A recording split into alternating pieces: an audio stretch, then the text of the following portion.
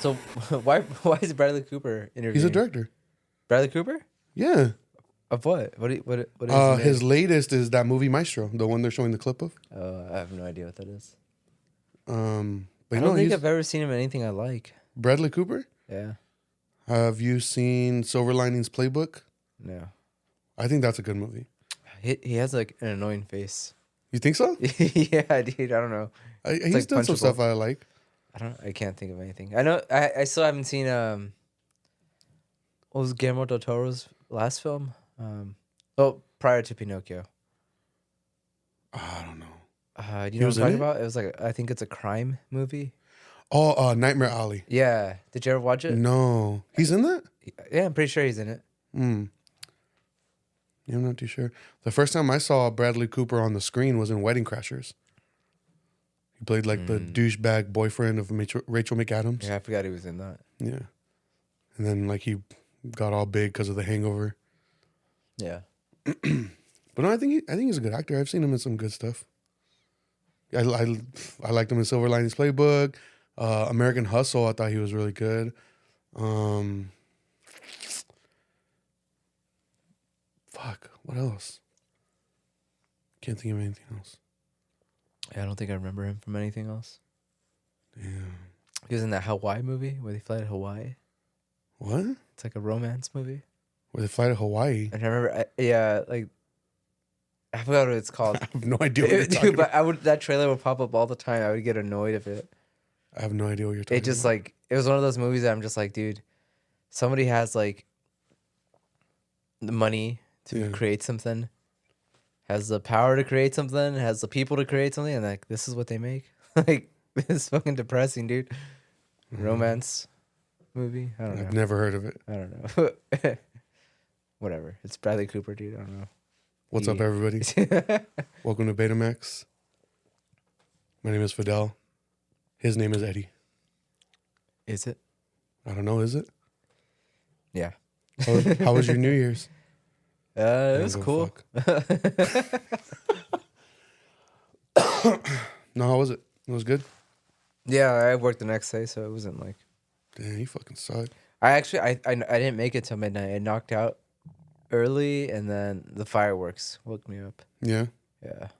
Yeah, I was like nodding off throughout the night, like starting like at 8 p.m. What did you do? I was just here at the house with Anna and the kids. You guys all stayed up? Yeah, we stayed up until midnight.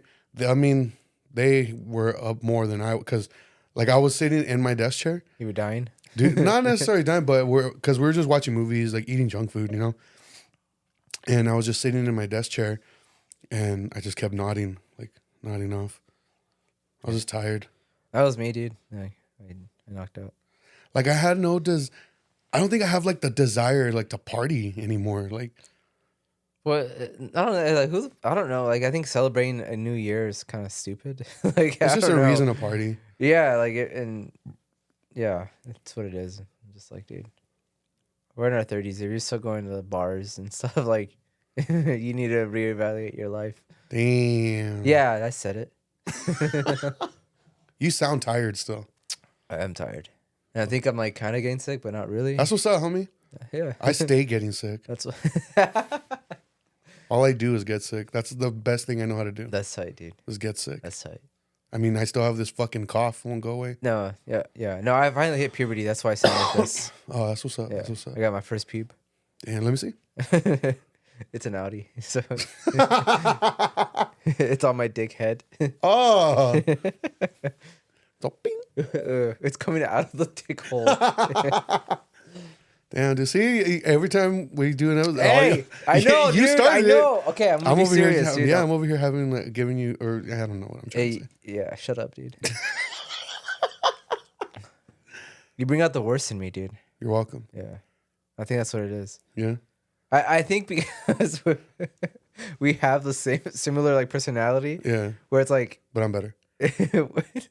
We can't take shit seriously, dude. Like, it sucks. That's what I'm saying when it comes to, like, the whole planning to go to the Whaley house. Yeah. We had, like, I remember Likia and Corinne telling me, like, yeah, you got to be really respectful, you know, like. That's the thing. That's the thing I'm afraid of is, like, me and you going, like, not taking it serious, you know. I want to mention something, and it made me think about all this. My sister was looking kind of like bummed the other day. Yeah. And she just wasn't herself, and I was like, "Hey, like, what's wrong? You okay?" And she's like, "I'm not gonna talk to you." He's like, and she said, and I'm like, "Why?" She's like, "Because you don't never take anything serious." Yeah.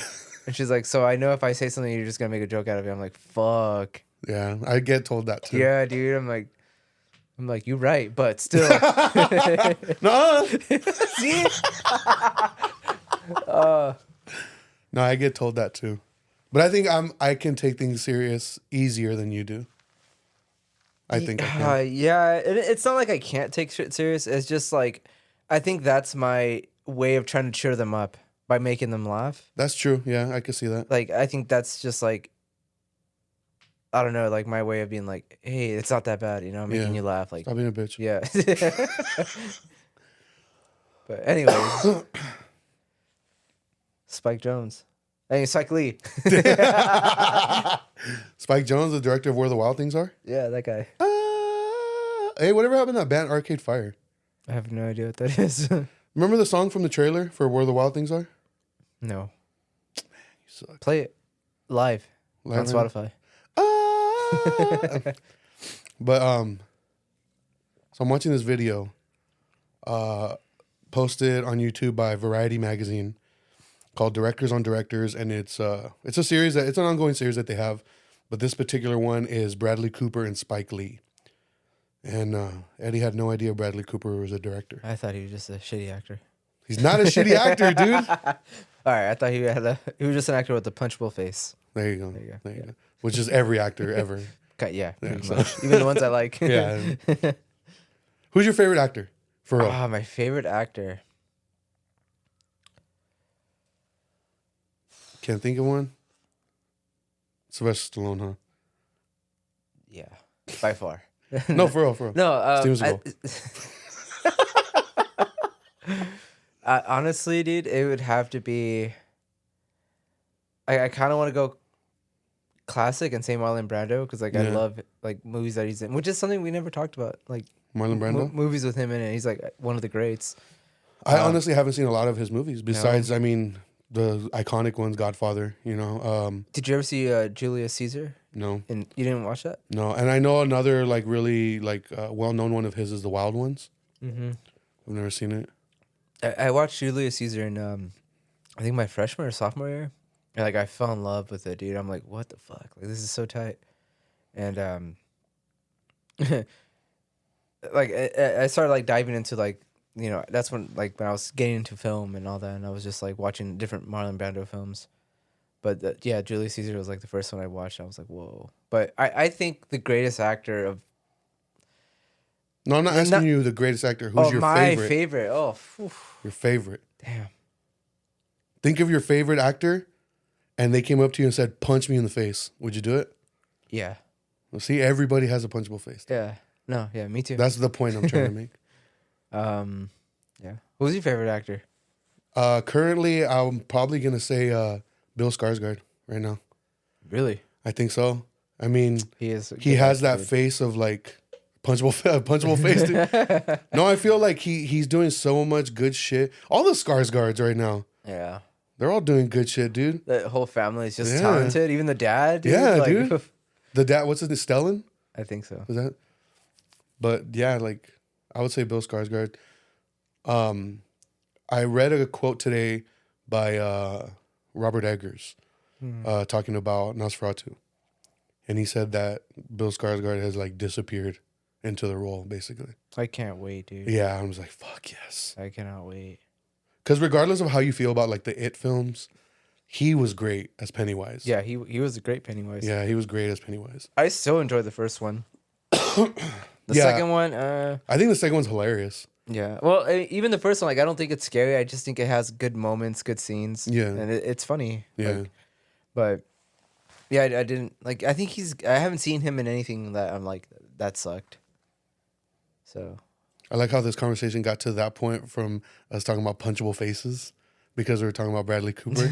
So to go back to that initial talking point, I'm watching this video of Bradley Cooper talking to Spike Lee, and it's just it's supposed to be them interviewing each other, but Spike Lee is the more seasoned director, you know? And I mean, the video's only, it says 10 minutes in, and it's a 46-minute long video. Yeah. So from what I've been watching so far, it's mostly Bradley Cooper asking Spike Lee all these questions, which is, like I said, understandable. Spike Lee's the more seasoned director. Yeah.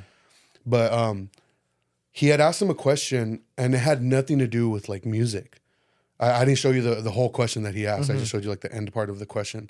But he basically asked him like, he recognizes that Spike Lee has a certain rhythm in his films, like whether it's the way the characters talk or the way they walk. There's this rhythm that he has in his films, and he was asking him, is that like a conscious decision to have that be prevalent in his films, or is it just something that happens naturally?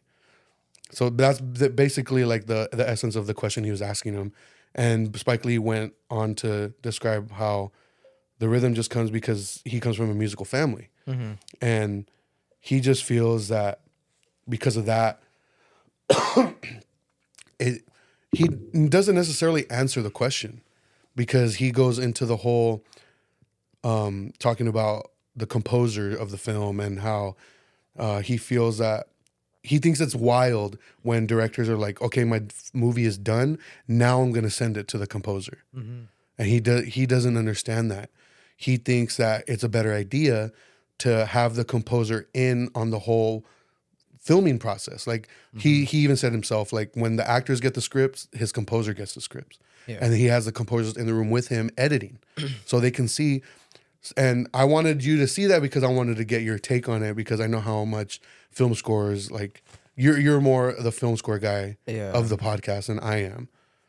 So what do you think about that? In many ways, I even sometimes think that the soundtrack is more important than the film. I don't agree with it. You don't agree with it? I don't. You don't think the composer should be involved from the get-go? I mean, it can go either way, but I don't necessarily think it's the right decision. Okay. I'll give you a perfect example. Interstellar. Okay. Hans Zimmer didn't even know the script. All what's his name? Christopher Nolan. Christopher Nolan had mentioned to Hans was, this movie is about a bond between a son and father. Okay. That's all he knew. He composed the entire soundtrack, and I want to say it, dude. I think Interstellar has the best soundtrack of all time. Of all time. Yes. Okay. I never get sick of it, dude. I love that soundtrack. It is very recognizable. Yeah, dude. And I mean, it's gotten so popular. Yeah. People. I mean, I would love to see that played live one day. You know. Yeah. Like maybe like accompanied during the movie or Ooh, something. that'd be sick. But I mean that alone, like I'm, like that's tight, dude. And then I love when movies use actual songs that are already existing and add them to the, like another example would be like The Guest, that movie. I don't think you've seen it yet, huh? The Guest, I don't think so. But they use a lot of songs of a lot of like synthwave songs that like from Survive and stuff, like songs that I love. Yeah. So when I was watching the movie, I'm like, what the fuck? Like these songs are so dope. Like it's wild that the director like got these songs to be in this movie. So I don't necessarily think it's needed, but I mean I can see how it could help a film too. Like maybe that composer needs help, you know, gain an idea of what kind of vibe the film is giving him. Like, you know, is it going to be a terrifying movie that needs like, you know, that kind of like atmospheric, creepy sounds, things like that, or is it going to be like a action film that needs like thunderous music and fast paced stuff, you know? So I don't know. I necessarily don't agree with it. Like I know I would love to score a movie that's already completed. Yeah. Rather than like, hey, write a song for this. Like I think I'd have more fun watching it and trying to like compose something that goes along with it. But that's just like me personally. Yeah. But I don't know. What's your take on it? I feel the same way. I don't necessarily agree, especially like it coming from Spike Lee. Like nothing against Spike Lee. I love Spike Lee. Mm-hmm. I do like his movies, but the idea of like when I think about his movies, I don't think like, oh, the score was so good. Yeah. You know, like that's not a main thing for his movies that I think of. It's mostly just like the whole topics and like the subject matter of the movies that he makes. So that kind of statement coming from him, I was just like, okay. I mean, that's what he believes. Like, I don't necessarily agree because, like you said, the whole Interstellar thing. Like, I had no idea about that. And notice I said that he mentioned it was a movie about a father and son. yeah, When in reality, it's father and daughter. Father and daughter. Yeah. And he just said stuff to kind of throw him off. And that's another thing that I can say. Like, if you're writing a song like to the mood of something, it could be really like boring and stale. Yeah. Cause it's like it could be like a typical thing. Like you expect it to be this way. Like, I think that's why like a lot of these like indie movies and stuff that use like damn, I broke the table. I broke the table. The table.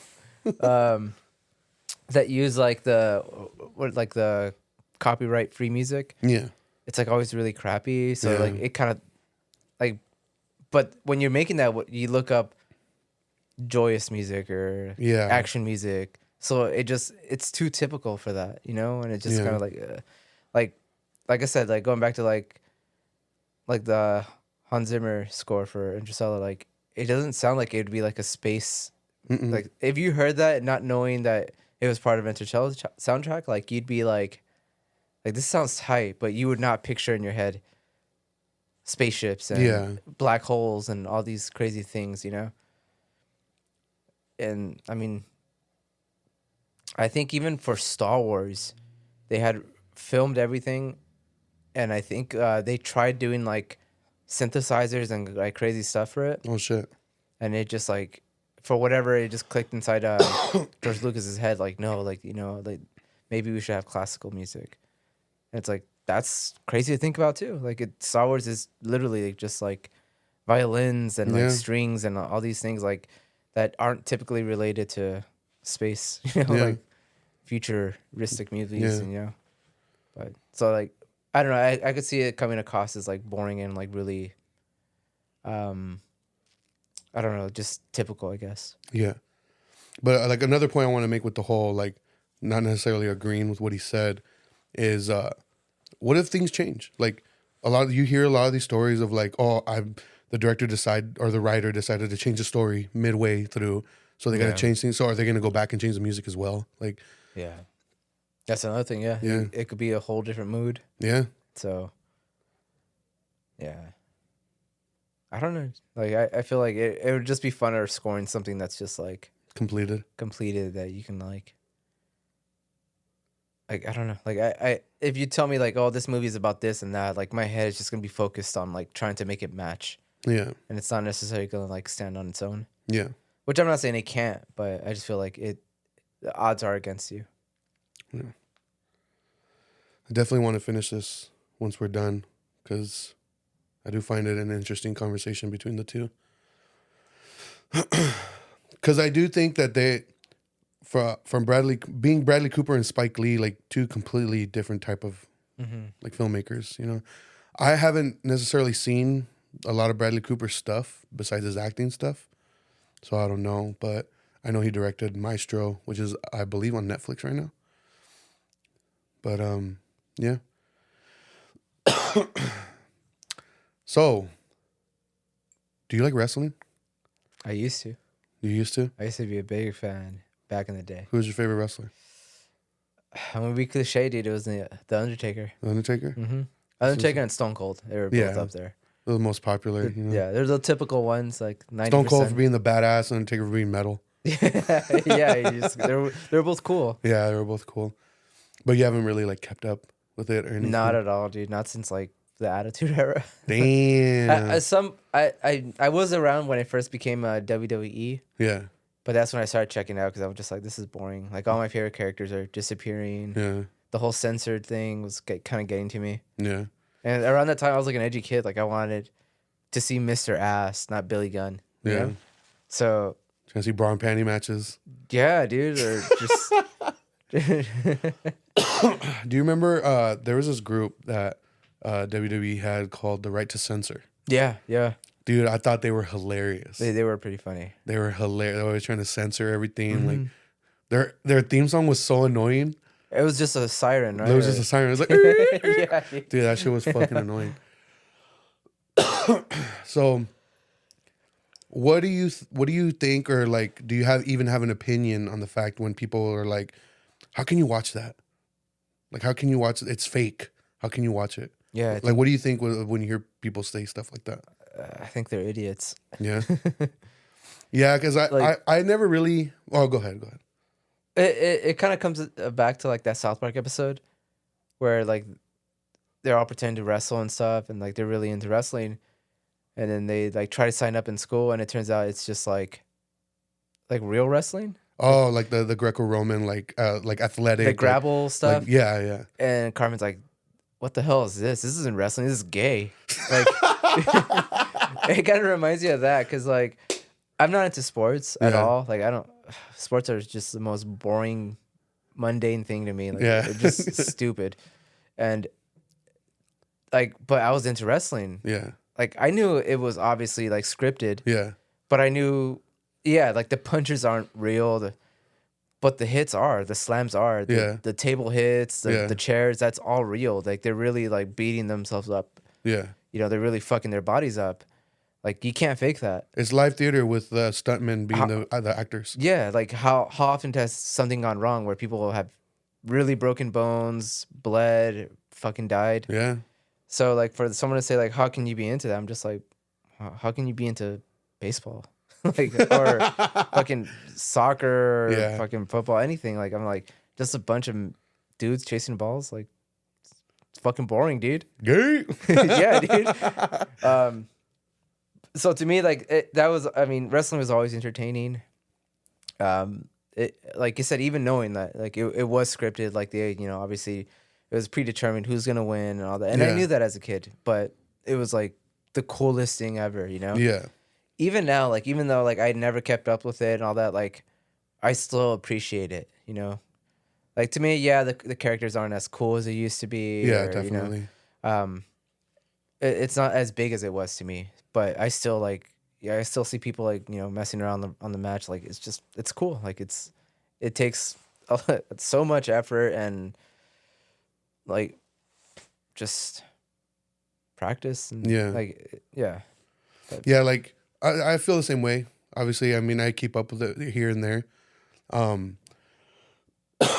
But that whole argument of like, oh, how can you, like, oh, I don't like it because it's fake. Like, I never understood that because I'm like, but you watch movies, you know that's fake, right? Yeah. Like it's entertainment. Like that's the whole point of it. There's no CGI in wrestling. Yeah. like I think it's best to look at it as like what I said, like it's live theater with the stuntmen as the main actors. Mm-hmm.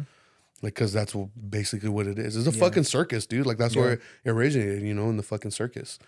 And it's still in a way like that. Like they travel the country, you know, entertaining these people, putting their bodies through fucking hell, dude. Like, so I never really understood the whole argument of like, oh, I don't like it because it's fake or like it's whack, whatever. Like, oh, I mean, if you don't like it, you don't like it. Like that's plain simple.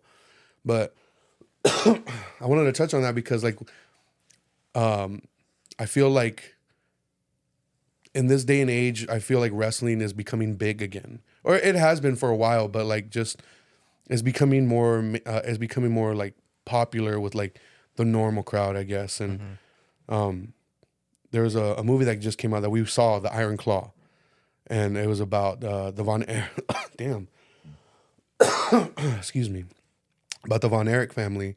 Were you familiar like with this family at all before the movie? Like I wasn't familiar with them, but I knew the story. Yeah. Like obviously, I think they were before my time. Yeah. But I didn't see the Dark Side of the Ring episode on them. Okay. But I don't know how I found out about them. I think I just watched like YouTubers that talk about like random stuff, and I think that was one of the episodes that I saw. I don't remember who the YouTuber was, but he went into like detail about everything, and I was like, God damn, that is fucked up. Yeah. So I already knew going into it what it was going to be about, you know. But like I said, as far as like them wrestling and like I don't know anything about them really. Yeah. No, same here. Yeah. So like that was new to me. Like the whole Iron Claw thing was like new to me. Like I never saw that move. Like, well, I mean, I was familiar with that. Like, yeah. But like I had never seen them wrestle because like they were before my time as well. Like, so.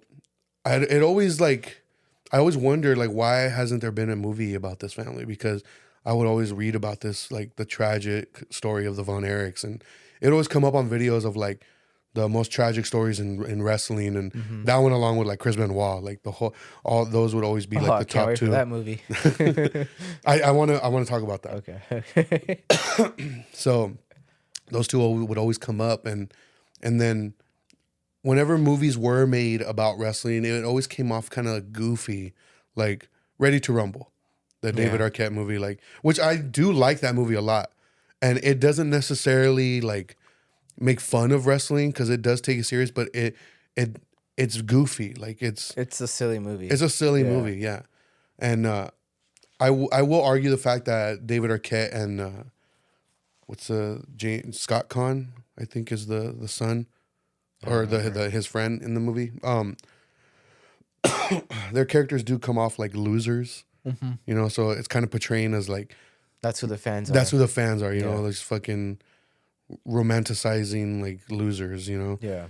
But I do enjoy the movie. Like like you said, it is silly, but never was really like a serious wrestling movie like that, you know, until, in my opinion, Darren Aronofsky's The Wrestler with Mickey Rourke. Yeah, I never thought about it, dude. Yeah, like, do you remember? I'm thinking I'm getting like documentaries and movies mixed up. Yeah, no, like, like an actual movie. Movie. Damn, dude, I never thought about that. Yeah, that's true. Yeah, dude.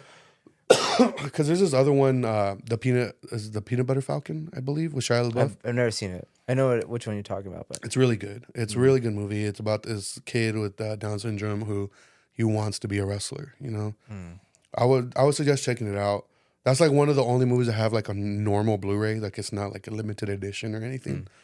This is a normal Blu-ray that I have. But yeah. So when The Wrestler was released, like I was excited for it. Because it wasn't necessarily a movie about like a real wrestler, you know. It's just a movie about a wrestler, like it's just a made up story, you know. But I remember. Do you remember seeing it when it came out, dude? It's been. Did you like it? I remember I liked it a lot. So, but I'm a huge like Mickey Rourke fan too. Damn, dude, I have like this fucking cough. Damn. I hit my Coke Zero, you know. Coke Zero. But watching that movie, I rewatched it again recently, and that movie it's rough, dude. It's heartbreaking, especially reading the fact that like Roddy Piper like wept watching that movie because of how true to life it was. And it's basically, and I would sum it up as a cruel, real, what was the wording I would use? It's a harsh look at the real life of like 80s wrestlers like that are washed up, I guess. Not necessarily washed, just like past their prime. And they're coming from an age of wrestling where they didn't have like the medical backup for it or like the medicine. So they kind of relied on all that shit on their own. Yeah. So you see like Mickey Rourke's character plays this character named Randy the Ram. You see him like go to his personal pharmacist, just a fucking drug dealer basically, who he's getting like steroids from and painkillers and just everything you can think of to keep his body going to be wrestling still. And it's just like, it's a harsh like reality of like the lives that these guys end up like having because they put their bodies through hell. They don't have that medical backing, their medical backup anymore. And do you feel bad for them though? Like since they're choosing to yes and no.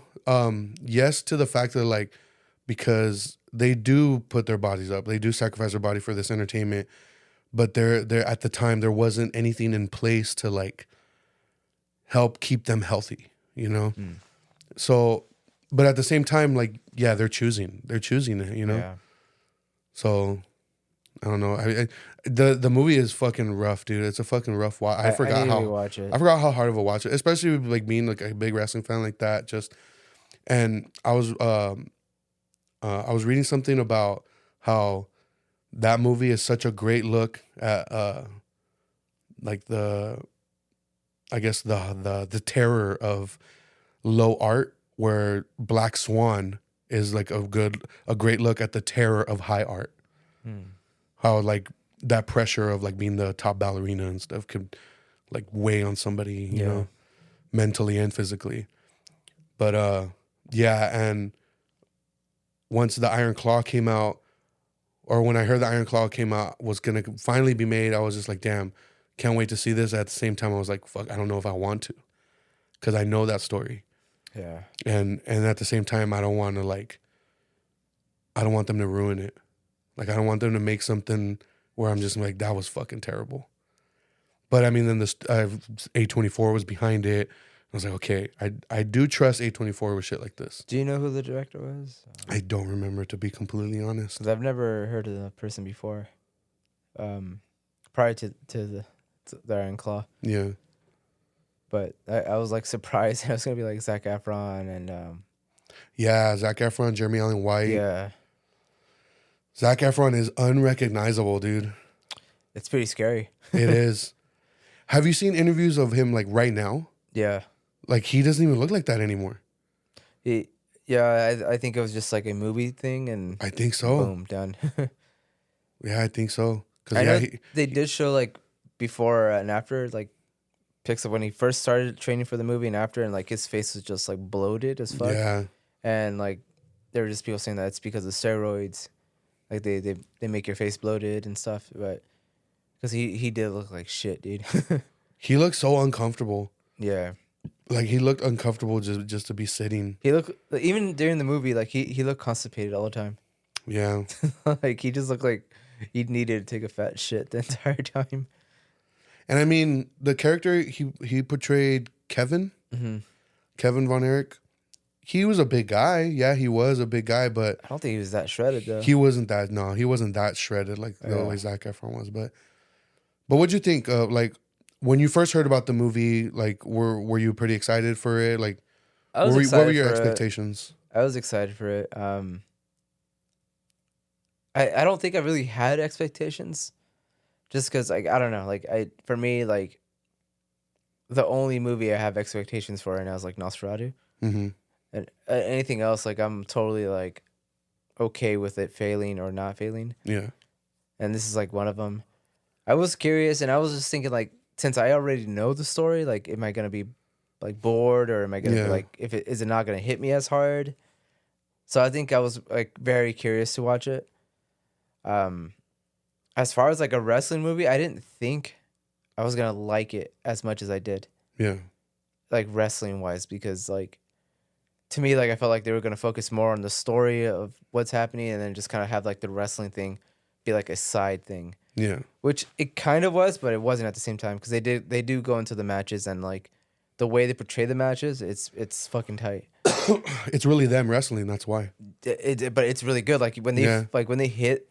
Like it feels like you got hit. Like you feel the punches, you feel the slams, everything. So like there's a scene where what's the main character name? Zach's. I believe it's Kevin. Kevin, where he gets body slammed outside the ring for the first time. Oh yeah. And he's just like holy shit, like this hurt.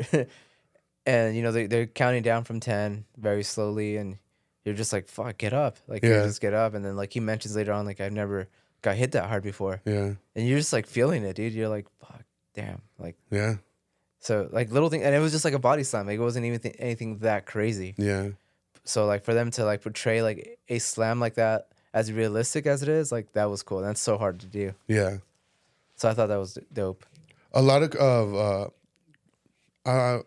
would you say criticism is like a negative word? No, not at all. Cause I mean, it could be positive. Because a lot of the criticism I would see about the movie, or people like notice about the movie, or saying that this movie has the most realistic depiction of wrestling in like any movie that includes wrestling. I would say so, dude. Yeah, and like so when I was looking up on it, so they were trained by Chavo Guerrero, who is Eddie Guerrero's like nephew, and he's actually in the movie as well. He plays one of the character, or the wrestler he plays is Iron Sheik, and the only reason you know is because of the boots. The boots that Iron Sheik would wear is like has like the little twirl at the end. Yeah. So he like Chavo Guerrero, he's in that scene, but I guess he trained the actors to wrestle, and he had talked about like they had asked him like, so what was the process like? Like when you guys would do the matches, like was it just like a section of it and then like you have to keep doing it over and over? And he goes, no, we wrestled full like matches, and then once we were done, we had to do it again.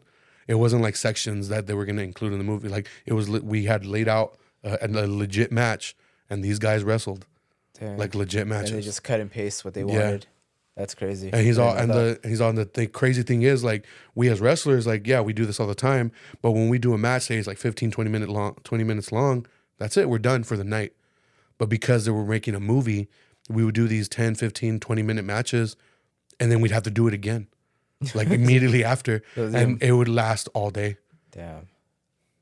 It was probably like one of the hardest things I've had to do, like in making movies. That's crazy. I would have never thought. I thought it was just like really well like choreographed. Too. No, they like did legit full matches. And then like he talked about like Zac Efron being super committed to learning everything like in wrestling, and even Jeremy Allen White and the other actor I can't remember his name, but he was good too, dude. Yeah, they were all good. They were all really good. Everyone was great. The only character, and I'm pretty sure you're gonna say the same thing.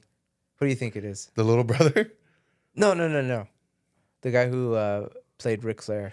Yes. Oh my God. I was like, it was taking me out, dude. It was taking me out too. I was like, what's going on? Like, so I was like, that's one thing that like just boggles my mind. Is like, why did they get this guy? Like, I have no idea. He does not sound or look like Ric Flair. Nope, not at all. Even the woo, like it wasn't. It didn't sound anything like it. Like it was so. Even in the locker room afterwards, the way he talked to him, like he does not sound like him. No, I don't know why they went that route, but that's my one criticism of the film. Yeah, I would say that. But to play devil's advocate, would you say that's a statement to the Ric Flair character being a once in a lifetime type of character? Like Ric Flair being the only person who can convey that type of character, like, because it seems like why did they pick this guy? I don't know. Was that like the best they can find? And if that was the best, dude, that's sad. Like there has to be someone out there that could do a way better impersonation. You know, there's no way this is like, I don't know how. But see, that's what it came off to me as, like, oh, I'm watching an impersonation here, and like not even a good one. But like all the other characters, like I got lost in them, you know? Yeah. And when Ric Flair's character came out, it kept taking me out. Yeah. Every shot, every time he opened his mouth, like I was like, it just. He wasn't even built like him. No, that's the thing. Like it didn't resemble him. Like aside from like his attire, that's it. And the guy sounded like he was trying to hide like a foreign accent. The way he would talk. I don't know. I would have to rewatch it just to like pinpoint exactly what I didn't like. Yeah. But from what I remember, it was just like everything. Yeah. Like. Yeah, I would say that would be like my one main criticism. Damn, I completely forgot. I thought you were gonna say the younger brother for some reason. No, I mean I liked everyone's performances. Yeah. I do want to bring up like the fact that they left one brother out. I looked up why. There's a reason. I was gonna ask if you knew why, because Yeah, so because I had forgot about that too. There was another younger brother. When I left the theater, I'm like, I was thinking like, I'm pretty sure there was someone else, but then I was like, am I getting it mixed up with another story or something? No, there was another younger brother, and there was a fake brother. That it was just another wrestler that, like, storyline wise, they would include. He said he was there. He was a Von Erich, but they completely left that out, which is fine. I'm fine with. Yeah, that's fine. But I looked into it. I'm like, why leave out a whole other brother that also killed himself? Like, he was another younger brother.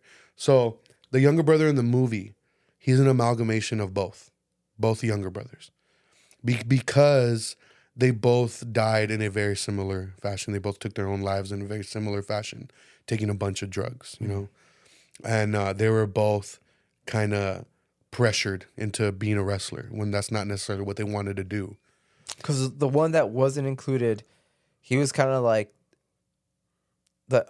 he wasn't like athletic at all, right? Not necessarily, and he was really small. Yeah, he was like short compared to his brother. He was very small. Like he just wasn't like built like a wrestler. No. So like that's what I remember. Like because I remember seeing a picture Yeah. of all of them, and he was just like the short one. Yeah, Next he to was really all small. Yeah. So yeah, the director, he had said like the reason he did it is because he didn't want the movie to be too long, and he felt like the movie was already like full of death, and he didn't want to include another like tragic death, especially one that was so similar to the other brothers. Yeah. So he had the idea of just combining the two into the one younger brother, and he went to Kevin Von Erich and asked him if that'd be okay, and so he told him it was fine. So that's why he did it. I feel like that was a mistake Yeah, because I don't know. That's just like he was still a brother. yeah, Like he's still like his life counted for something, and I think it would have been more tragic. It would have been like, oh, another death. Like, but that would just show you like how fucking crazy this family was to that, where it's like not only did all these brothers, like there's one brother you don't even know about that also committed suicide. So I don't think it would have had affected the story in like a negative way, like the director probably thought it would. yeah. So I really wish they would have included that. Would it have taken away from like the other deaths? I don't think so, but Yeah. I could see him thinking like, oh, it's a lot of death already. Yeah. But I mean, that's part of the. And then they also they never, in the movie, never really explained how the oldest brother died. Because remember, Zac Efron, his Kevin, he's the oldest, but he had an older brother when they were kids. And like he died like when they were kids. So do you remember? Like No, they don't mention it, right? No. Of how he died. No. So I had to look it up. So the oldest brother actually died when he was 6. Mm-hmm. He was apparently, I don't know if he was electrocuted, but he was like shocked or something. What the fuck, dude? To the point where he was like, they were in Niagara Falls, and he got electrocuted or he got shocked or something, made him pass out, and he passed out into like water and drowned. Oh shit! And he was 6 years old. Damn, that's gnarly. Yeah. I do like how they portrayed that scene at the end where like they're all like I guess like in heaven. Oh yeah, yeah. That scene where they're like all the dead brothers are coming together, and one of them says like, "Oh, where's so and so?" Talk about the oldest one, which is the youngest one too. Yeah. And they move aside, and then there's like this little kid there too. So I thought that was cool. I'm like, that's tight. Like families watching it, like Yeah. But that scene, the one at the very end where Kevin is crying, and he's like, these kids are like, "Why are you crying?" And he's like, "Because I used to have five brothers." Well, he said, "I used to be a brother. Oh. Now I'm not." And now I have no brothers. Now Or I have now I'm no not brother. Or was something like that. Yeah. And I was like, damn, dude. Yeah, that was heavy, dude. Yeah, I was like, okay, cool. I don't care. Yeah, and then like they're like, "Oh, we can be your brother's dad." Yeah. Yeah, that was. Yeah, it didn't hit me as hard as I thought it was gonna hit me. And I thought maybe it was because like I knew the story already, so I kind of knew what to expect. I knew what was gonna go down for the most part. But I think Anna had mentioned that she's like, "Oh, it wasn't as sad as I thought it was," and like I wonder if maybe that ties into what the director was saying. I said that because she thought it was heartbreaking. Oh, really? Yeah. Okay, so it was you. I was like, it wasn't as sad as I thought it was gonna be, but I think the same because I know the story. Maybe that's why. So I'm pretty sure if you don't know anything about it, and you walk in just watching it, like you're gonna have a way way bomber time. More chances of crying. Yeah, that's why. Were there other parts that like got to you emotionally at all? Emotionally, I mean, the dad scenes pissed me off. Okay, so. But I felt like they went easy on him in the movie. You think so? Yeah, because afterwards I saw the Vice. Oh, okay. Which is the Dark Side of the Ring episode. I didn't finish it. I started watching it. I think it's like 45 minutes long or something. Yeah, and I was like, man, this dad, like, because I feel like in the movie they portray him as just like he's just a diehard wrestling fan. Yeah. Like, where it's like, dude, like if you have this many sons killing themselves, like you're probably doing a really fucking shit job at raising them. Yeah. And I feel like they just went really easy on him, on his character in the movie. You think so? Because I do think, like, yeah, they did portray him as an asshole and that, but they also just portrayed him as, like, I'm just fucking really into wrestling. I really want to win and this and that. Where, like, it did come off as abuse, but it also came off as just, like, he's just that dad that's just, like, overly committed to something that his sons aren't, you know? And that's how I felt. Like, I don't know if you felt that, but... So, because what I kind of got was that, and maybe I'm just like misinterpreting shit, was they kind of exaggerated his type of character, the type of dad he was. Really? Like, I felt like, because I watched the Dark Side of the Ring episode, and like I said, I may be misinterpreting or maybe I missed something, but it almost seemed as though, like, yeah, he was strict, yeah, he was a hard ass. And there were times where, like, dude, what the fuck? Your son just died. How are you thinking about, like, oh, who's gonna be the champion next? You know? Yeah. But I'm speaking more to the fact of when Carrie shoots himself, Jeremy Allen White. That whole scene, like, where Zac Efron, like, he Carries his body. Yeah, he's like choking his dad. That never happened in real life. In real life, the dad is the one that found him. So I feel like that scene kind of portrayed him more as, like, heartless in the movie, where I don't necessarily feel like that was the case. It was just more of, like, he grew up in a different time excuse. Yeah. So, because I mean, there's also that scene where they're gonna bury one of the brothers, and he comes out, and they're like, all the brothers are sitting on the porch. Yeah. And he's like, take your sunglasses off, and Yeah. And like, to me, that just came off across, like, this could come off as, like, him being an asshole, but it could come off as him just being tough. Like, Yeah. like, hey, don't cry, you know, you Yeah. got this. Men don't cry. Like, Yeah.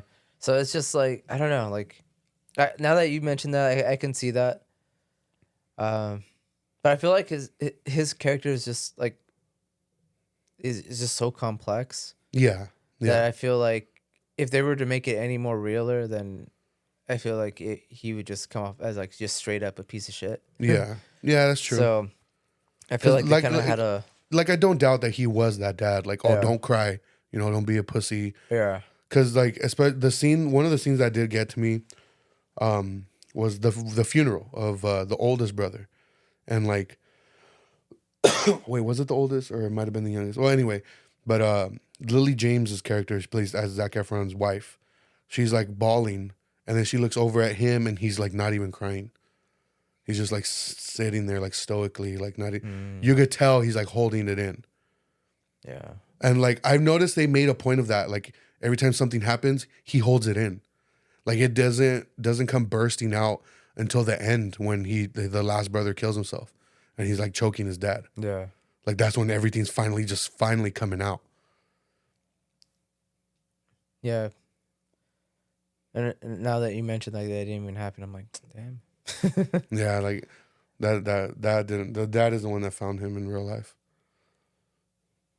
It's a good movie, though. Like, it is, and I mentioned this when we kind of talked about X, like, an episode or two ago, that I finally watched it. And I mentioned how, like, I love movies that use "Don't Fear the Reaper." yeah. So when they use it in this movie, I'm like, tight. I do like the soundtrack, total, like, dad rock. Yeah. Well, I mean, 70s, 80s, you know. Yeah. But I think they utilized it, like, really well. I do think the cinematography, like, this movie looks amazing. Yeah. Like, particularly the fights, they look so good. Yeah. They, you know, I don't know, like, there's not much I can say negative about this movie. Like, it looks good. The soundtrack was awesome. The acting's really good. I mean, Except for Ric Flair. yeah, I was about to say minus the Ric Flair. Minus Ric Flair. I don't know, like, it's like a movie that I'd recommend to anyone. Oh yeah. Like, I think even if you're not into wrestling, you'll enjoy it. And It's definitely a Blu-ray buy. Yeah, for sure. And I do like that, like you said, like, they represent wrestling how it really is. Like, if you're there, how, like, yeah, like I said, like everything's predetermined, but you're still fucking yourself up. Yeah. And it's like you get to linger with these characters in their locker rooms, like after the match, and they're like, wrapping their fucking like arm up or leg up, their ribs, and like they're just talking about how much pain they're in and stuff. Yeah. And like even like one of the brothers, he starts having like internal bleeding, Dude. and he's just like, no, I'm okay. I don't need to see a doctor. And they just have like one goal, and that's to like get the championship, and that's what they care. They're like literally like they don't care what happens to themselves as long as they get that belt. Well, it's the thing that their dad instilled in them. Because like, yeah, they don't. Their main goal is to get that belt because it'll make their dad happy. Yeah. It's not necessarily because that's what I want. And it also, like, I don't know how true it is. It also seemed like this is all they knew. Yeah. Because I know they grew up in Texas, like probably in the middle of nowhere. And like there's a scene where Kevin is signing autographs, and like his future wife comes up to him trying to get her autograph. Like they never met each other. Dude, he's so awkward. Yeah, and he's like super awkward. He's like not looking at her in the eye, not asking her how she's doing, and she's like doing all the work for him. She's like, "You're supposed to ask me how I am doing." Yeah. And then she's like, I think she mentions like, "Oh, like you can take me out if you want." Like literally like making him like, you know. And then even when they're eating, he's just super awkward, like he's almost like a little kid, but it's like, dude, you're like this wrestler who's like kind of getting like making a name for himself, and like it makes you realize like just how like almost sheltered they are from the world. Yeah. Because like you kind of get a glimpse like, damn, this guy, even though he's in front of like thousands of people, he doesn't know how to talk to girls. Yeah. Like he doesn't talk about anything else but wrestling. Yeah. When she asks him like, "Oh, like what do you like doing?" It's like, "Oh, I like spending time with my brothers." It's like that's all they know, dude. So it's like for them, like you said, like that's what their dad taught them. That's all they know. That's all they know. Yeah. That's all they care about. Yeah. So that's crazy to think about too. And you almost feel like bad for these characters too, because like even going back to Kevin's character, when he finally does have a baby, like at first he's kind of like neglecting them. Yeah. Like the wife and the baby. And it's not till later on where he starts realizing like, hey, like wrestling is not making me happy. Like my family is, and he finally takes the plunge and becomes a dad. Like he sells everything. Yeah. Gets a farm. Yeah. Like a place for them, and they mentioned in the movie that they, like till this day they're still there. Yeah. 14 family members live in that farm. Yeah. And I think in that Dark Side of the Ring episode, they interview him, and he's like, there's like a creek next to like where he's living and all that. It just looks so peaceful. And like he even mentions like, he's like, oh, like it's like I feel like the richest man in the world. Like I got everything I need here. Yeah. He's like, I'm happy. He has 2 sons that are wrestlers right now too. Oh really? Yeah. So like yeah, dude, like it's crazy, dude, because like you can really feel like the toll it takes on his character, like after all his brothers like pass away. Like they literally like not even like in a good way. Like like you said, one of them shoots himself, or one of them dies from like internal bleeding, one swallows pills. So it's just like really fucked up ways to go, and it's just like how he kept it. Yeah, dude. Like under wraps, like it's. Well, how did you get to the part on the Dark Side of the Ring where they're interviewing him and he stops? I don't know. He asked him like, he's like, "Can you give me like?" It was after I think they were talking about David, the oldest brother. When they were talking about like how he died in Japan, like in a hotel room from internal bleeding. Like after they're done talking about it, he's like sitting there and he looks up at the camera guy and he's like, "Do you mind if like take like 10 minutes? Like this is kind of hard to talk about." And he's like, "Yeah, man, go ahead." And like they're still filming and he gets up and he just goes and walks away. Yeah. I'm like, fuck, dude. Yeah, I mean, like, how do you talk about stuff like that without like getting super like emotional about it? Yeah, like, it's insane. But I'll include a link in the description of the episode to that because it is on YouTube and it's like 45 minutes long. It's very fascinating, very sad, but this movie, dude, like I cannot wait to watch it again. I do want to watch it again. Even Anna was like, I want to take my mom to see it. And I'm like, fuck. Yeah. I want to take a little kid to see it. I do want to like. I wanted to ask you, You still put Godzilla -1 first for top film? So when we were walking out, I was like, Godzilla -1 is still my favorite film of the year. Now that you let it sit and marinate a little bit. No, Iron Claw's #1. Really? Yeah. Yeah. Yeah. Yeah. Ask me again tomorrow. It'll probably be different. It's a close call. Yeah. Would you say that they're both better than the Greasy Strangler, though? 1000%.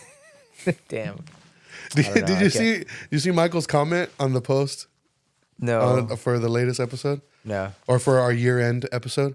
I don't think so. So he commented on, he's like, man, the one time I slack off on listening immediately and you guys give me a cool shout out. And then he put hashtag Greasy Strangler. Fuck that movie. Oh, man. Yeah. Would you recommend it to anyone? Oh yeah, hell yeah. Even if you're not a wrestling fan, it's such a beautiful, like I would say even it's a beautiful story of like brotherhood, you know? Yeah. Even though it does end in tragedy. Yeah. I would, like, if anybody isn't into wrestling or, like, I guess, like, think it's lame, like, watch it Yeah. and then let us know that it's still lame. For real. Watch this one and The Wrestler with Mickey Rourke. That one. Yeah. I think The Wrestler probably a harder watch for me. I need to rewatch it. It's rough. I mean, it's also Darren Aronofsky. Yeah. He don't pull punches. Yeah, he doesn't, dude. Yeah, dude. I'm like blown away that you, like, when you mentioned like there's not many wrestling movies. I'm like, yeah, there isn't. There isn't. So, you want to see a Chris Benoit biopic? I would love to see a Chris Benoit. And I Why? Because he was. Hold on, before you continue, the reason I'm asking is because once this movie came out, Iron Claw, people raving about it, people started saying, I want to see a Chris Benoit biopic now. I want to see a Chris Benoit biopic now. But then, you know, in this day and age of people like, you're glorifying a murderer. Mm-hmm. Yeah. So I understand that. I understand that point. And people were like, we don't want to give this guy more acknowledgement. Like, he was a fucking murderer. Like, he killed his wife, his child, and himself. Like, why give him this platform? Okay, I understand that too. Why the fuck are we getting movies about serial killers then? If that's the whole argument, the whole Dahmer thing all over again. Like, why? How many fucking movies about Ted Bundy, about Jeffrey Dahmer, and people rave about him? How is this any different? If anything, I think this is a lot more interesting. Yeah, because go ahead. No, I was gonna say because I grew up watching him. The fact that he was like one of the greats. Yeah. One of my favorite. Like, the reason I don't mention him like as one of my favorites is, for one, like I get the look. Like, dude, really? Yeah. I'm like, yeah, he was fucking good, dude. Yeah. And like, he was cool. Like Stone Cold had like the whole drinking beers, flipping people off, like that edge to him where that was tight. Undertaker had like the dark, like you said, metal, like the vibe to him that was fucking tight. Chris Benoit, like, he was just a good fucking wrestler. Like, yeah. I don't know what made him cool, but he was just like cool, dude. Like, he made it look believable, in my opinion. Like, he was very committed. Very committed. Like, I just, for whatever reason, like, dude, I loved watching him wrestle, dude. Like, I liked his fucking pants. Like, I always I liked how they looked. Like, it's like he didn't have like anything cool like the Undertaker or like a vest like Stone Cold, but like he had like the bright blue pants and stuff, and like he was just cool. Like he was missing teeth. Yeah, like he just looked rough, dude. And like I'm like, dude, this wrestler. One of his like gimmicks was toothless aggression. Yeah, dude. Like, or crisp and toothless. Yeah. Like, I don't know. He always just like reeked cool. Yeah. And like I was just always drawn to it. And like I remember when I like first heard of like what happened, I was like, what the fuck? Yeah. Like I was so bummed. Because like everyone, like I found out that he passed away first. And I was like, damn, that's sad. And then I found out what happened about, him killing his wife and his kid. And I was just like, damn, that's fucked up. Yeah. But I'm still sad. Yeah. like it was just like losing like a hero of yours, like Yeah. when you're a kid, and like we were small when that happened. Like Yeah. like he was still literally a hero to me. Like I was still like looking forward to his matches. I was so like excited to see him. So it was just like a huge like blow, and like I don't know, like I think it would be interesting because like I do think it's an interesting story, whether you think it, it's glorifying him or not. Like it's fucking interesting because the autopsy that they did on his brain afterwards, like revealed that he had like the brain of like an 80-year-old, like with dementia. Yeah. Like he had like holes in his fucking brain. Like, dude, gnarly, like super fucking like. There's so much more in like that needs to be like talked about of what led him to that, and nobody's Yeah. talking about. Yeah. Nobody's talking about like all the fucking hits to the head, all the painkillers, all the shit that he took to like not feel pain. It was because of him that they banned like headshots for chairs. Yeah, dude. Like as I'm saying, like how many blows to the head? Like, oh, what was that move called? Which one? Where he would jump off and like It was just a headbutt. flying headbutt. Oh, it wasn't even like a special. No, it wasn't even I like don't remember, man. But where he was from the top rope, right? yeah, he just land with his head. he would jump like fucking Jesus and Yeah. shit, and then you would just land on their head. Oh man, that was gnarly. That's what I mean. Like people like say like, oh, it's fake, it's lame. I'm like, dude, no. Like they're really fucking putting their bodies through hell. Yeah. And like I personally don't feel bad because like yeah, they're choosing that life. That's what they want. Like, and they're getting millions off of it. Like they're fucking loaded. But at the same time, like they are doing it out of entertainment for us. Yeah. If there was no us, it wouldn't be them. So Yeah. I can see it both ways. But ultimately, I'm just like I don't care if they hurt themselves because That's what they're choosing to do. yeah, they're choosing that. But I don't know. I would love to see a movie. And obviously, like I'd want it to be tasteful in a way where it's Yeah. just like of course I don't want to see a fucking kid get decrypted across face. Oh my god, dude. But I do like want them to, because he was an interesting wrestler, dude. I think he was an interesting guy. Like regardless of what you feel about him after what he did, like he was interesting and he was a great fucking wrestler. So I do feel like why not make a movie and then give the fucking like any money that's made off of it to the families, Yeah. But I don't know. But if they never do, like I totally understand it too. I'm like, Yeah. I do want to see one, but Because there is like a bunch of documentaries on YouTube about mm-hmm. the events, but yeah, I think like I agree. It's a fascinating story. I would love to see like. I think really quick. Sorry to cut you off. How dare you? Taking his fights off, like websites and like online. I think that's fucking stupid. So initially they did that when like the WWE had their own streaming service, Mm-hmm. the WWE Network. They did that. Mm-hmm. They took everything off, but then it ended up being included. You just couldn't search for his name because you'd be able to search for wrestlers and they would give you their matches. His wouldn't do that.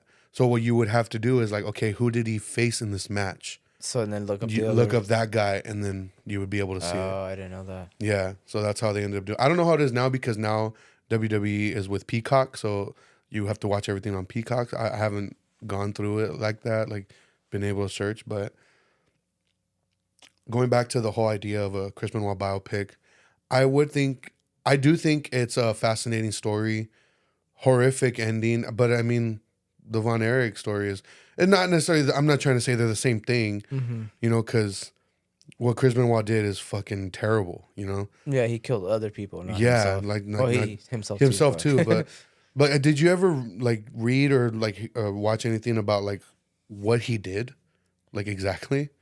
Didn't he suffocate his kid? He suffocated, but he like left Bibles, one next to the wife. That's and what I'm saying. Like he was like, there's so much that went on that I'm just so curious. Like, what the fuck happened? Like, what Yeah. was going through his head?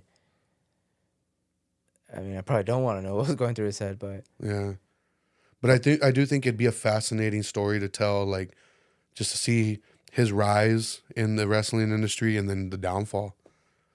Just him spiraling, and you don't have to show. Obviously, you don't have to show.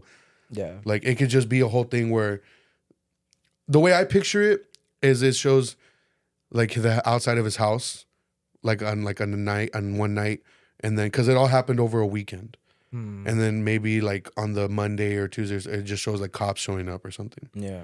You don't know, you don't see what happened, and then they'll do like the whole text, like, oh, on this night. Maybe if would you think it's tasteful to show like actual like news footage at the end of it?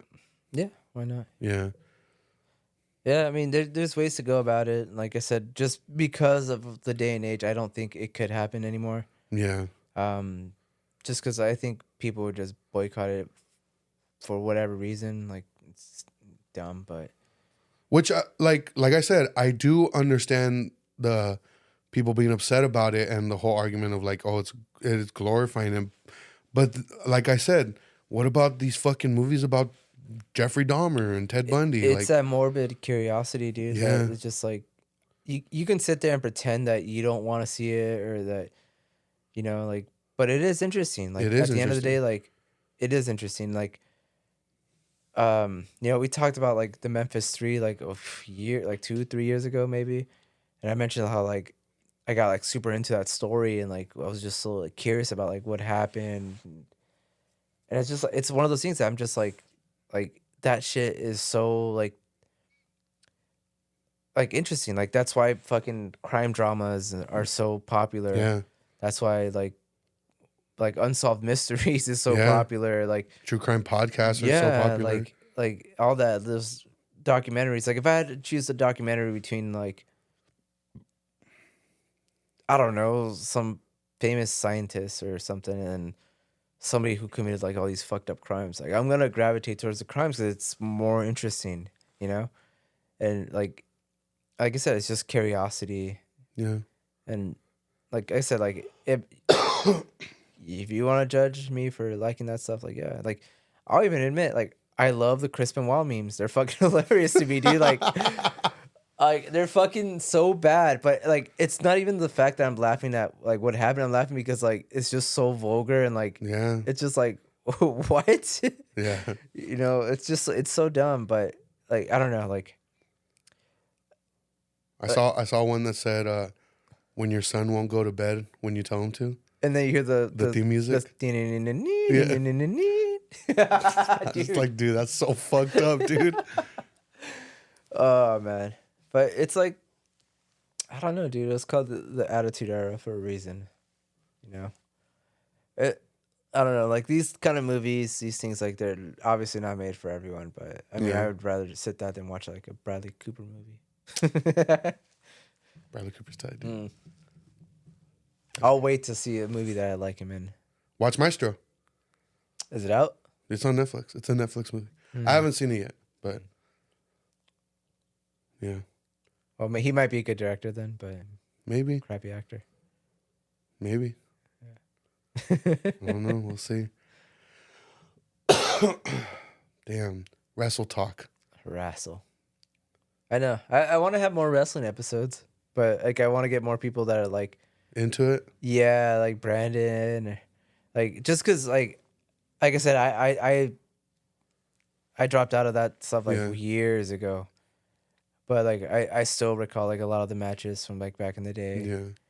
and like I still have my toys like my freaking somewhere, but yeah, I was all about it, dude. I had the Titantron. I was fucking bummed when Kane took off his mask. He only did it because of that movie. That's so dumb, dude. What was it? See No Evil? Yeah. He was casting that movie, so they had a. This I could recognize him. Yeah. I was just like, remember thinking like, oh, there goes my childhood. I think that's the day I grew up, dude. Damn. I would just remember being like bummed because I'm like, man, he doesn't even have like a burnt face or nothing. Were you ever a fan of Eddie Guerrero? I liked him. To me, he was just kind of like annoying too. Yeah. Yeah, I thought he was kind of annoying.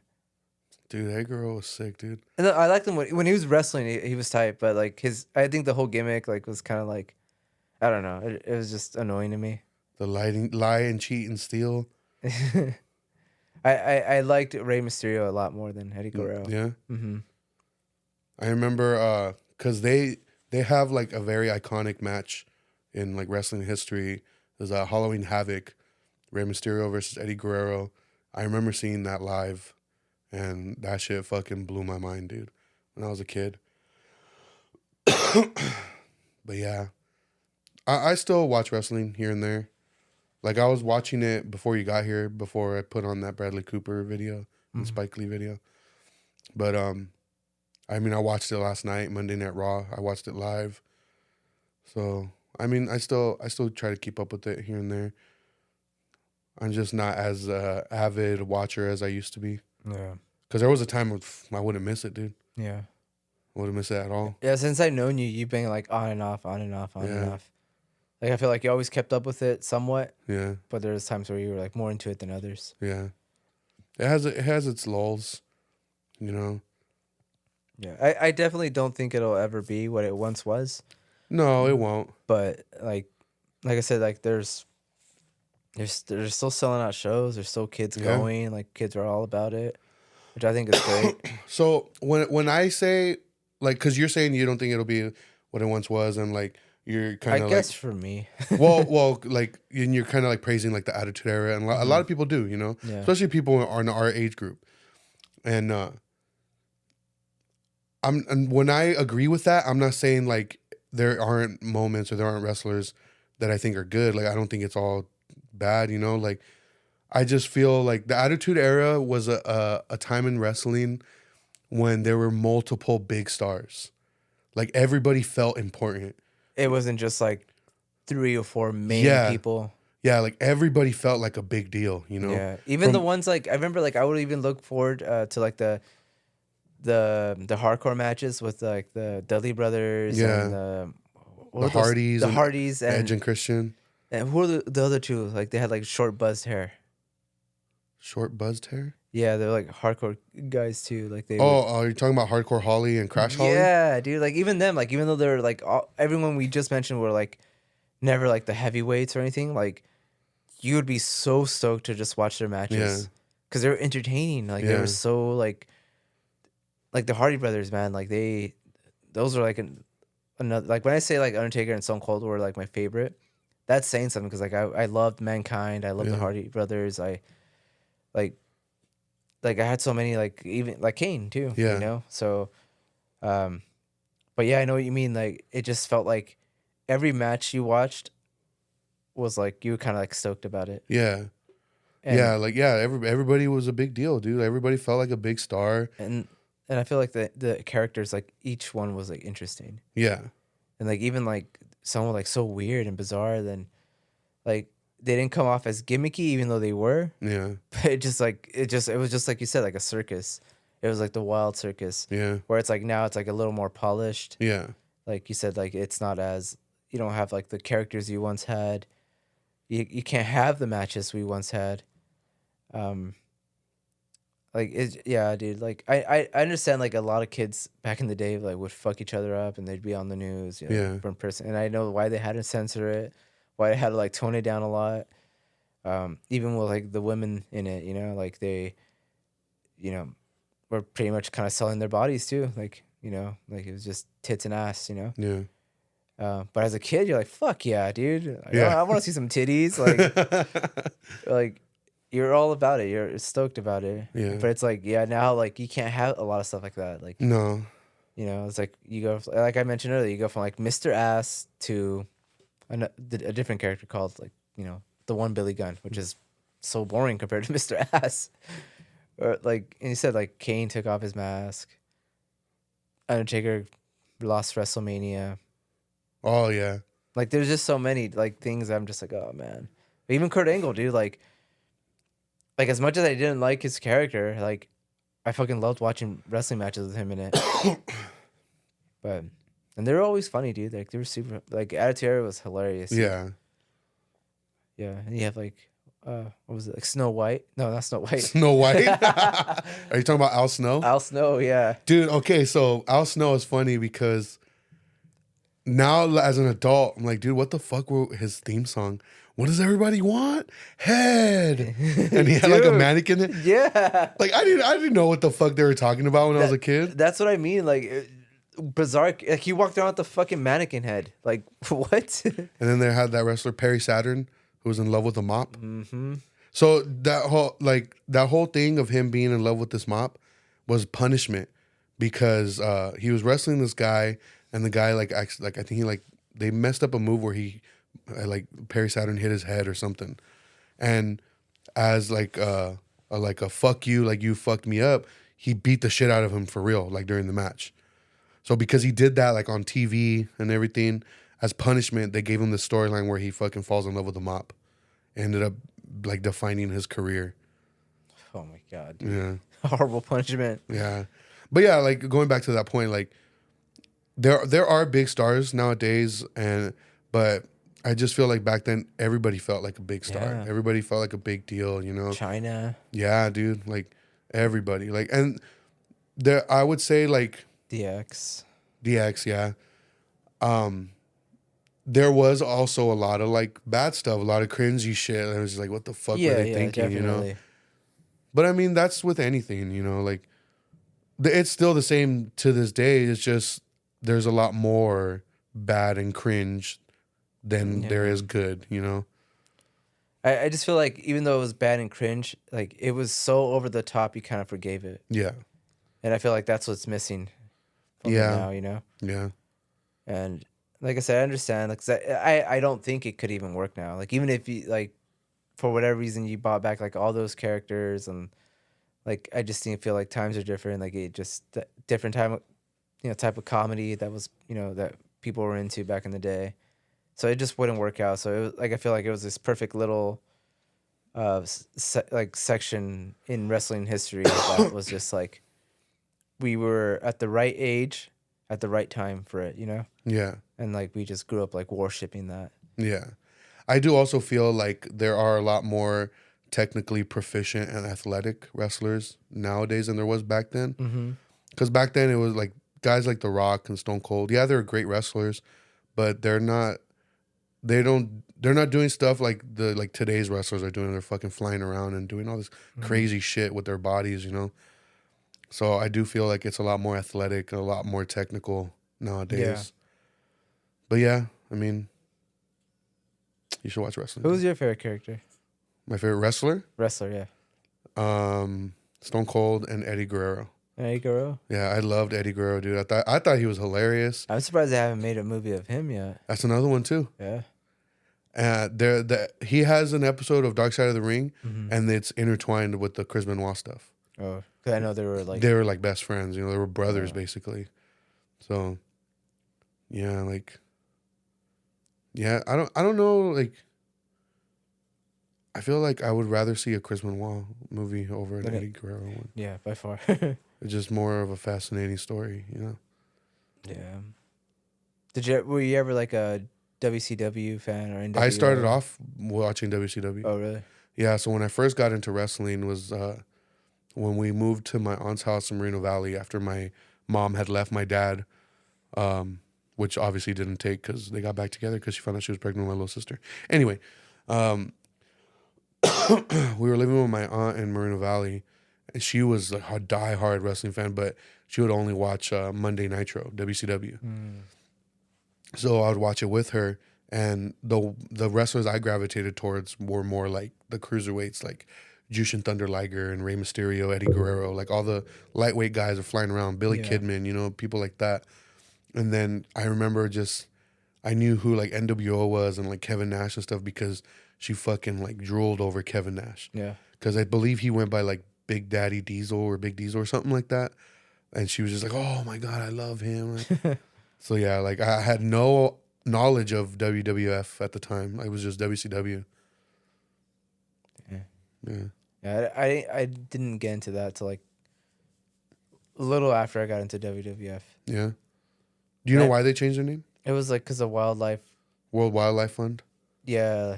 Something to do with animals. Yeah. But I feel like that was like the death of, like that's when it was already transitioning. Yeah.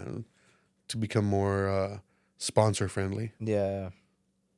Sponsors the death of edgy shit. Yeah. When are we gonna get sponsored, dude? I'm waiting for that Taco Bell sponsorship, homie. Just getting all these. I told you, man. Like I've turned off podcasts like that people have recommended, like because like within the first 10 seconds they're already like, oh, this is brought to you by this, and like they're like glorifying this product. I'm like, you guys are fucking lame, dude. We should come up with fake sponsors I'm down. and do them like at the beginning of the episode. At the next one, the next one's gonna have a sponsor, a real sponsor. Yeah, yeah, No, real sponsors. yeah, yeah. Oh, you guys don't want to know. You'll hear it. Like Bo Burnham when he's sponsored by Hot Cheetos. He's like, I'm not sponsored by them. I'm trying to though. Fuck, hot Cheetos are so good.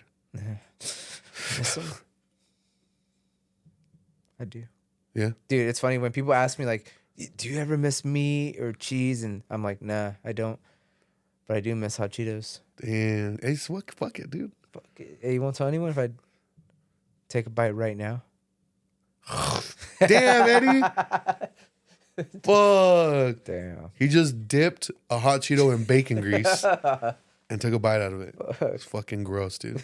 Bacon grease. You just have bacon grease lying around? Yeah, who doesn't? Oh, yeah. Yeah, dude. But honestly, yeah, I do. You miss hot Cheetos? That's the only thing I miss. And that's the only thing fucking that hasn't been transitioned to like a vegan version. There's a vegan version, isn't there? There's one that's like, there's a few, but they always tasted sweet to me. Mm. Like more like bell pepper flavor that's not even... Hey, bell peppers are spicy, homie. Not even remotely close to how Hot Cheetos taste. No. Damn. Or maybe I just forgot what Hot Cheetos taste like, dude. Damn. About that time. There's that, the Pitos. they have a Hot Cheeto that's vegan. Yeah? Mm-hmm. There you go, dude. Horrible name, dude. Pitos? Hey, you like pitos? Have you seen the Ninja Turtle one? Yeah. Dude, I love Ninja Turtle Pitos. Great. All right, well, for those of you, are you guys fans of wrestling? Who's your favorite wrestler growing up? Do you still watch it? If you do, how do you feel about the prospect of The Rock facing Roman Reigns at the next pay-per-view? Let me know, because I think it's stupid. Wait, The Rock still wrestles? That's what I'm saying, dude. Damn, that's tight, dude. I'd watch it. Remember we were talking about like he overstayed his welcome? Yeah. He's going back. He's like, man, I don't know where I fit in anymore. Yeah. Like, yeah.